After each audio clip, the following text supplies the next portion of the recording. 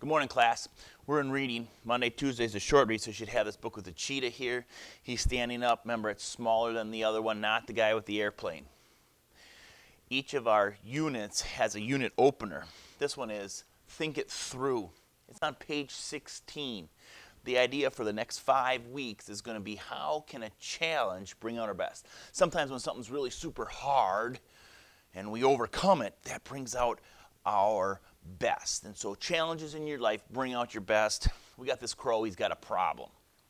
The crow and the pitcher. A thirsty crow was flying high above the hot, dry desert when she spied a broken pitcher. The top was sharp and jagged, but she saw that there was water in the bottom of the pitcher. She poked her beak into the pitcher but could not reach the water. So she picked up a pebble and she threw it at the pitcher, hoping to smash the pitcher so that she could get at that water. The pebble fell into the pitcher, hitting the water with a ploop. The angry crow picked up another pebble and was about to throw it when she stopped. She flew over to the pitcher and dropped the pebble inside. Plop. She dropped another pebble and another and another. Plop, plop, plop, plop. Plop, plop, plop, plop, if you want to get crazy with the plots, because it would take a lot of pebbles. Anybody know what she's doing? More rocks go down to the bottom. The water rises to the top. With each pebble, the water rose closer to the top. Soon, the crow was able to get a drink of water. You see, she had this problem, and she was thirsty and in a desert, and there's water, but she can't get it. Well, sometimes these challenges bring out our best. So in all 5 of our chapters for reading, we're going to be trying to bring out our best through some kind of struggles or challenge.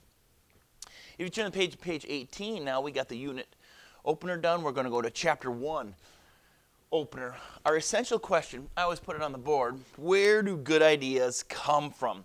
This guy's probably bored out of his mind. He's probably virtual learning, spending way too much time in his house or in his bedroom, and he doesn't know what to do with himself. So he decided, well, I'm going to make myself a motorcycle. Yeah, it looks like a motorcycle, but look real closely. I see a tennis racket. It looks like a garbage can. Some kind of places where he put his blanket. That looks like a food strainer there.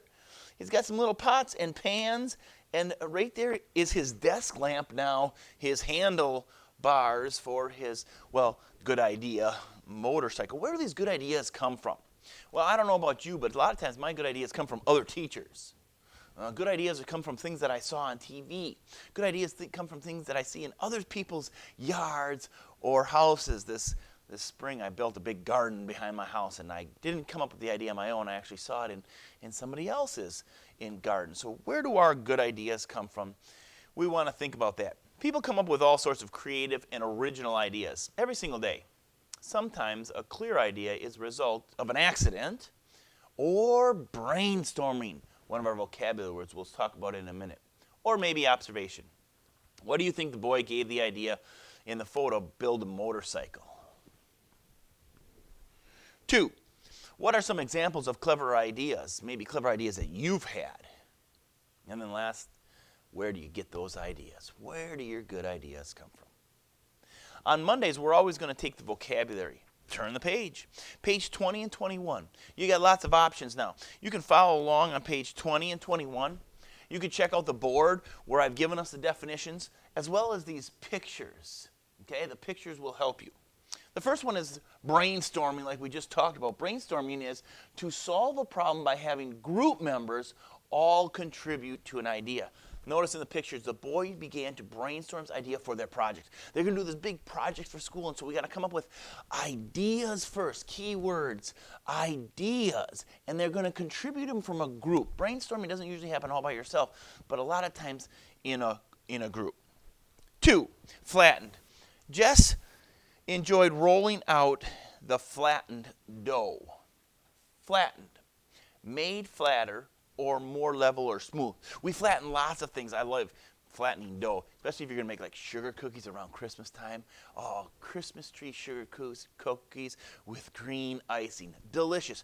But we take that rolling pin and we flatten it out. We also do that on all our roads that we make. If you've ever seen these big steam rollers, flatten the roads nice and smooth so we don't have all those bumps and potholes flattened. Our third one is frantically. You see the dog He's digging frantically. The dog was frantically digging in the sand. Now, frantically has negative connotation to it. Take a look at what it says. To act wildly excited due to worry or fear. I lost my school keys once. Oh, yeah. You can't get anywhere in the school without them. And I am frantically tearing the house apart, trying to think, where did I put my keys? Where are my keys? Where are my keys? Can't find them. And I'm really super worried that I'm going to get to school and not be able to get in frantically. Gracious, to show kindness or courtesy. You notice here she's graciously giving the kids some fruit. Justin's mom is gracious and kind when his friends come over. Now, in this one looks like there's strawberries, and here it looks like bananas and apples, but either way, gracious, to give grace. And the thing I think about whenever I think about grace is God's grace. He sent his son Jesus to forgive me of all of my sins. That's grace. I didn't deserve it, but he was kind and loving enough to do that for me. Muttered, spoken in an unclear way. You ever done this? Oh, Johnny, go clean your room.